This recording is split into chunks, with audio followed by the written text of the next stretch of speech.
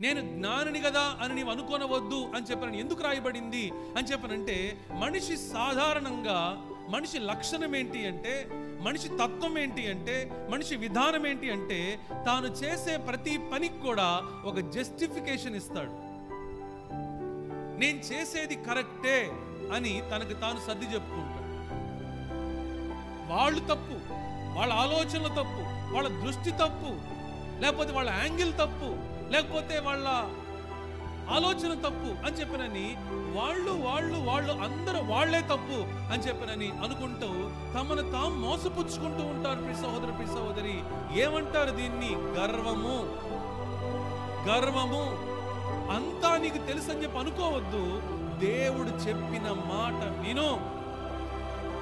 దేవుని యందు భయభక్తులు కలిగి ఆయన చెప్పిన మాట ప్రకారం నీ జీవితాన్ని పరీక్షించుకో. అప్పుడు నీ జీవితంలో ఉన్న చెడుతనం ఏంటో నీకు కనబడుతుంది. ప్రియ సహోదర, ప్రియ సహోదరి, దేవుని వాక్యపు వెలుగులో మాత్రమే మనలో ఉన్న చెడుతనం మనకు కనబడుతుంది. ప్రియ సహోదర, ప్రియ సహోదరి, ఆయన వాక్యపు వెలుగు లేకపోతే మన జీవితం అంతా అంధకారమే, మన జీవితం అంతా చీకటే, మన జీవితం అంతా కూడా మరి అయోమయమే.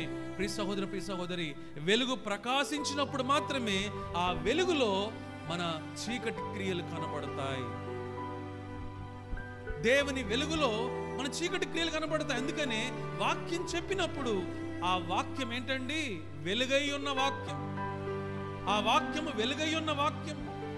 ఆ వాక్యము దీపము వంటి వాక్యం.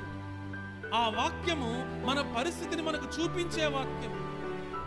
అలా చూపించినప్పుడు ఏం జరుగుతుంది? మనలో ఉన్న అవిధేయతలు కనపడతాయి. ప్రియ సహోదర, ప్రియ సహోదరి, దేవుని వాక్యము నుండి నేను ఎక్కడ తప్పిపోయాను? దేవుని వాక్యము నుండి నేను ఏ విషయంలో తప్పిపోయాను? దేవుని వాక్యం నుంచి నేను ఎక్కడ పడిపోయాను? ఈ విషయాలు మనకు అర్థమవుతాయి. ప్రియ సహోదర, ప్రియ సహోదరి, నేను జ్ఞానిని కదా అని నీవు అనుకోనవద్దు. యెహోవా యందు భయభక్తులు కలిగి చెడుతనమును విసర్జించము. అప్పుడు దేవుడు చేసే మేలేంటంట?